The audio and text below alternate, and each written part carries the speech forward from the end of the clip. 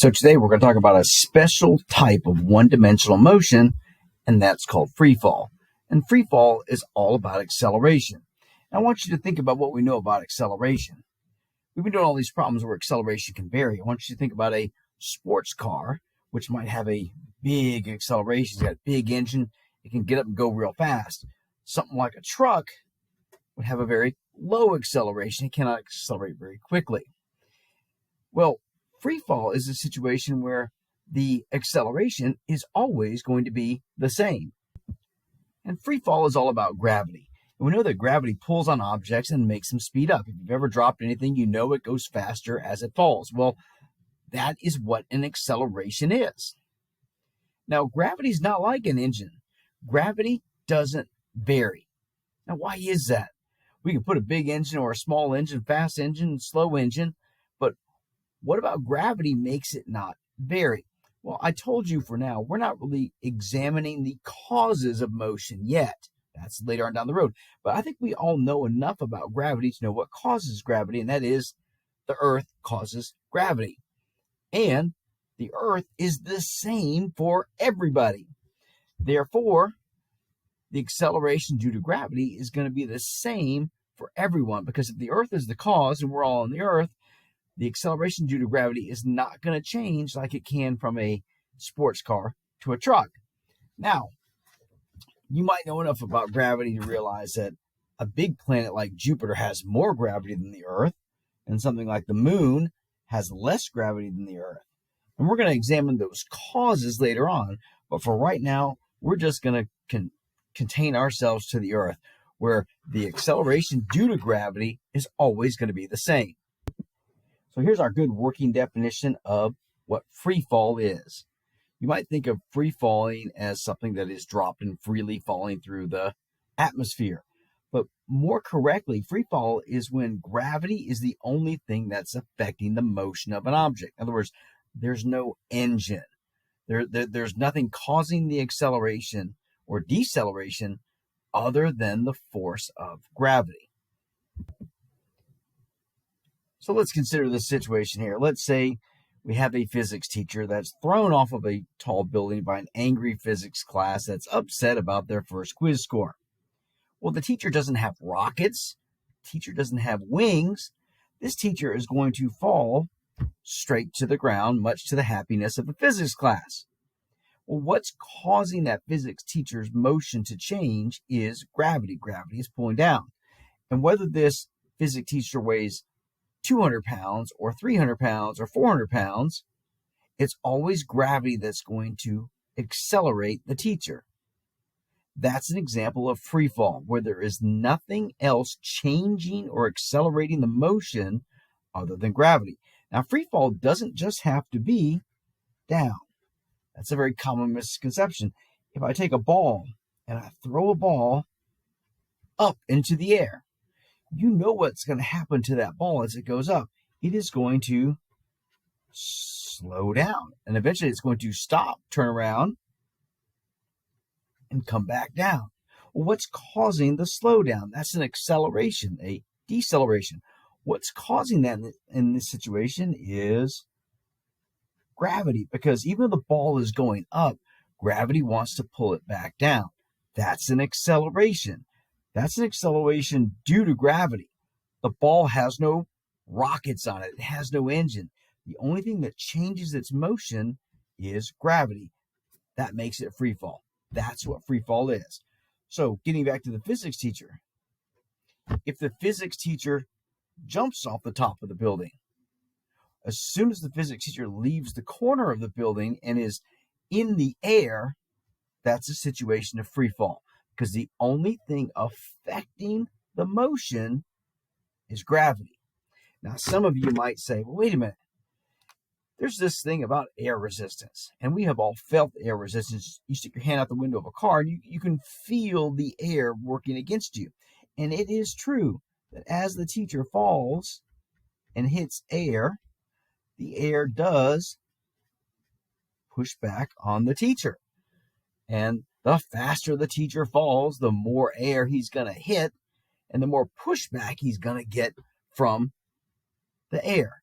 And yes, In reality, that will affect the acceleration due to gravity. However, in this case, and in our cases right now, we are going to neglect air resistance because air resistance is a very complicated variable. There's a lot of calculus involved. There's lots of things that can change air resistance. So for now, we're going to ignore air resistance like it doesn't exist. However, there's one topic about air resistance I am going to talk about, and that's this idea of terminal velocity. Terminal velocity is the fastest that a falling object can travel. And that's because that's when air resistance basically cancels out gravity and it continues to fall at a constant speed. Doesn't mean it stops. So I have this physics teacher and he's falling. And as he's falling, he's going faster and faster and he's hitting more and more air. At some point, the air kind of pushes back with as much force as gravity is pulling down, and the teacher stops accelerating, meaning he has the same velocity. That's called terminal velocity.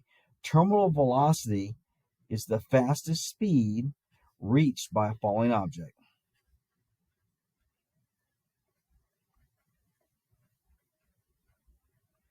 For a person like a skydiver, it's somewhere around 140, 145 miles an hour.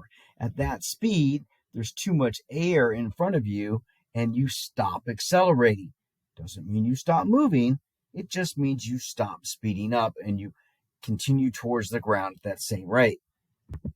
So let's talk about the value for that acceleration due to gravity. And let's set this up.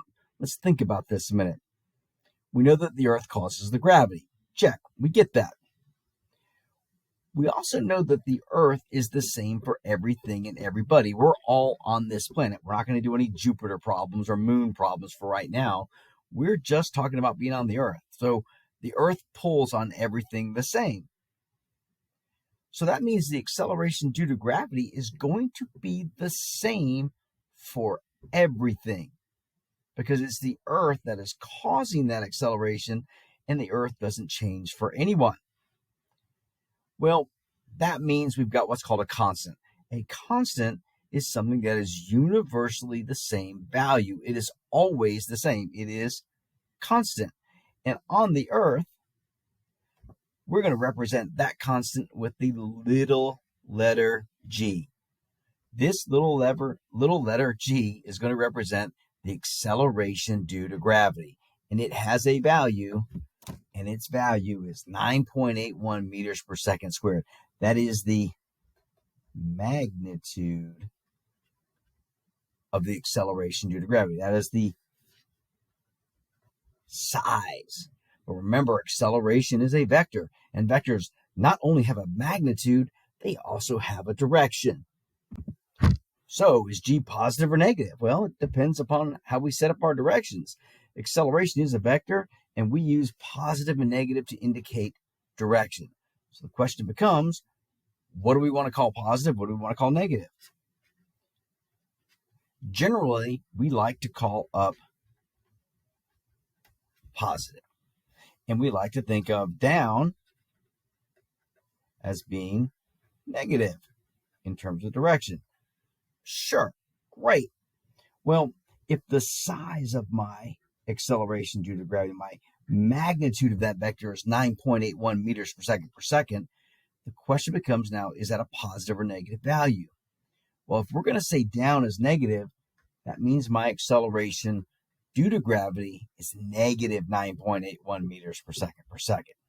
Now, this is all because I've said up is positive and down is negative. I could say this the other way. I could say up is negative and down is positive. And if I use that convention, I would have a positive acceleration due to gravity. But generally, we're going to stick to like this. Now, remember, vectors always have a positive or negative that associate the direction. Getting back to my example, if I throw something upwards, it has a velocity going up, that would be a positive velocity. But gravity is pulling it back down, so my acceleration would be considered to be negative. and those two vectors are going to work against one another. That would be a deceleration, right? But what if I was on the top of a tall building and I threw something down? My velocity there would be negative. My acceleration would also be negative. In this case, these two vectors have the same direction, so they are going to combine or add together, reinforce one another. If the acceleration and the velocity, remember, if they have the same sign, same direction, that means it's speeding up. This would be a case where we're slowing down because the velocity and the acceleration are opposite signs. So we're going to have some new formulas that involve g. We all recognize these formulas. We know them and we love them at this point. The only difference with these formulas is you will see these written this way. For free fall problems, if you recognize that a problem describes something that is in free fall, in other words, gravity is the only thing working on it, we can write the formula that way because g we know is a constant. We know it's just a number. And when we move things around algebraically, I can leave this as the letter g. And then I can just put in 9.81 when I do my math. Usually negative 9.81, unless we flip the script and make up negative and down positive. And we will have some situations like that. This one, bf squared, bi squared. It's the same thing. If you recognize that a problem is describing something in free fall, in other words, gravity is the only thing working, we're going to replace that a with g because it's a known quantity. It is a constant at this point. It's not some acceleration that I don't know. It is a constant. So at this time, I'm going to have you work some very basic, simple problems where we're using this free fall acceleration. These will be due first thing Monday.